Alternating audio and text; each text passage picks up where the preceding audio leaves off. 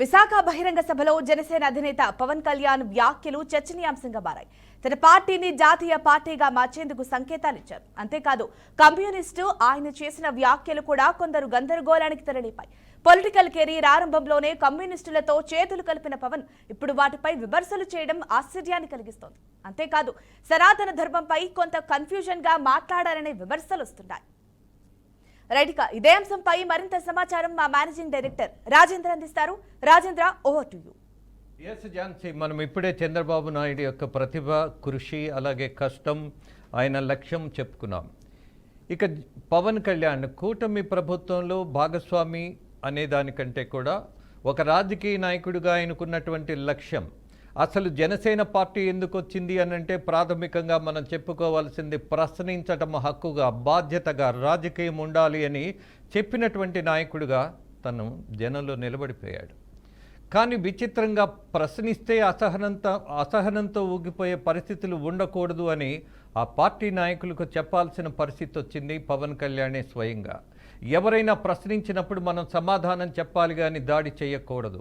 ప్రజాప్రతినిధి అంటే సేవకులు కానీ అధికారులు కాదు అన్నటువంటి విషయాన్ని పదే పదే ఆ పార్టీ ప్రజాప్రతినిధులకు చెప్పాల్సిన దశలో ఇవాళ పార్టీ నడుస్తోంది. అలాగే మరొక విషయం కూడా, ఎందుకు పవన్ కళ్యాణ్ గురించి పదే పదే మాట్లాడతారు అని కొంతమంది ప్రశ్నిస్తారు. Yes, we have expectations. ఆయన మీద చాలా మనకి కొన్ని నమ్మకాలు ఉన్నాయి, కొంత గౌరవం ఉంది. నిలబడి పోరాడగలిగేటటువంటి శక్తి ఉన్నటువంటి నాయకుడిగా ఆయనకున్నటువంటి గుర్తింపు కావచ్చు, రాణింపు కావచ్చు, ఆయన అటాకింగ్ పాలిటిక్స్ కావచ్చు, వాట్ ఎవర్ ఇట్ ఈజ్. ఇవాళ పవన్ కళ్యాణ్కి కొంత గౌరవం ఉన్నది, గుర్తింపు ఉన్నది. అందుకే ఆయన గురించి కొన్ని మాట్లాడాల్సిన సందర్భాలు వస్తాయి. విమర్శను ఖచ్చితంగా స్వీకరించాల్సిందే రాజకీయాల్లో. అది సద్విమర్శ అయితే స్వీకరించండి, కాదు అనుకుంటే వదిలేయండి. అంతేకాని అసలు చెప్పనేకూడదు, విమర్శే చేయకూడదు, అసలు ఎనలైజ్ చేయకూడదు అన్నది సభ్యత కాదు, అది రాజకీయము కాదు.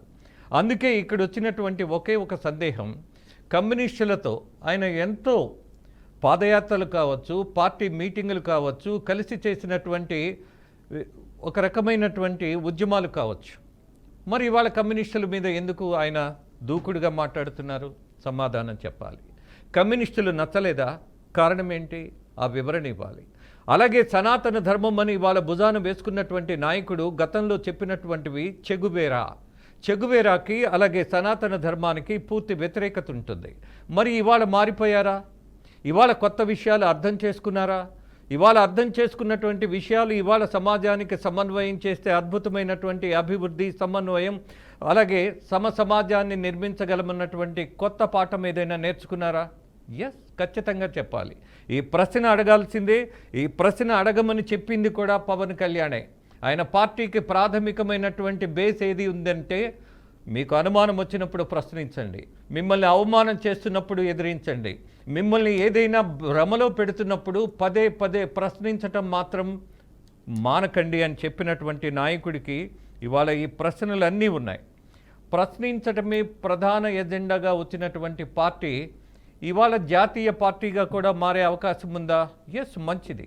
బికాజ్ ఆయన ఇవాళ చేసినటువంటి ప్రయత్నాల్లో మహారాష్ట్ర వెళ్ళారు, చెన్నై వెళ్ళారు, అలాగే కర్ణాటక వెళ్ళారు.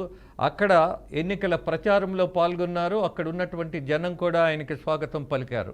అందుకని ఈ దశలో జనసేన పార్టీ జాతీయ పార్టీగా ఎదగాలనుకోవడంలో తప్పే లేదు. దాన్ని ప్రోత్సహించాలి, గౌరవించాలి. కానీ ఇవాళ ప్రాంతీయ పార్టీగా ఉన్నటువంటి ఈ పార్టీలో వ్యవస్థాగతమైనటువంటి మార్పుల్లో ఎలాంటి ప్రభావం తీసుకురాబోతున్నారు, ఎవరెవరిని ప్రోత్సహించబోతున్నారు, ఏ కారణంతో ఈ పార్టీ ముందుకు వెళుతోంది, కొన్ని కన్ఫ్యూజన్స్. ఆ కన్ఫ్యూజన్స్ ఏంటి? సనాతన ధర్మం, ఇది మతం, ఇది వ్యక్తిగతం, ఇదెందుకు బీజేపీ పార్టీ ఎజెండాని ఇవాళ పవన్ కళ్యాణ్ తన నైతికతను వదిలేస్తున్నారా, లేకపోతే తనకున్నటువంటి బలాన్ని వదిలేస్తున్నారా? దేనికోసం ఈ త్యాగం? ఒకే ఒక ప్రశ్న వేయాలి. ఇటీవల ఆర్ఎస్ఎస్ చీఫ్ ఒక మాట మాట్లాడారు.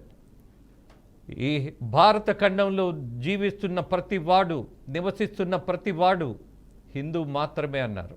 దాన్ని అంగీకరిస్తారా? మరి సనాతన ధర్మం అంటే ఈ రోజుకి అప్లై చేస్తే ఎలా? వర్ణాశ్రమ ధర్మాన్ని మనం ప్రోత్సహిద్దామా? ఇప్పుడు ఇది ప్రాథమికమైనటువంటి ప్రశ్న. ఇది కులాలను రెచ్చగొట్టేటటువంటి ధోరణి. మరి సనాతన ధర్మాన్ని ఎత్తుకున్నటువంటి పవన్ కళ్యాణ్ చెగుబేరాన్ని పక్కన పడేసి ఇవాళ ఈ ధర్మాన్ని ఆచరించడంలో ఉన్నటువంటి గొప్పతనం ఏంటో జనానికి చెప్పి ఒప్పించాల్సిన బాధ్యత ఉంది. కాబట్టి ఎస్, ఈ పార్టీ జాతీయ పార్టీగా మారుతుందా లేక ప్రాంతీయ పార్టీగా రాణిస్తుందా, ఏమేం చేయబోతున్నారు అన్నటువంటి స్పష్టత ఇవ్వాల్సిన దశ ఇవాళ వచ్చింది. ఆ బాధ్యతను పవన్ కళ్యాణ్ తీసుకుంటారు అని జనం నమ్ముతున్నారు. అదే నమ్మకంతో గౌరవం పెంచుకుంటున్నారు.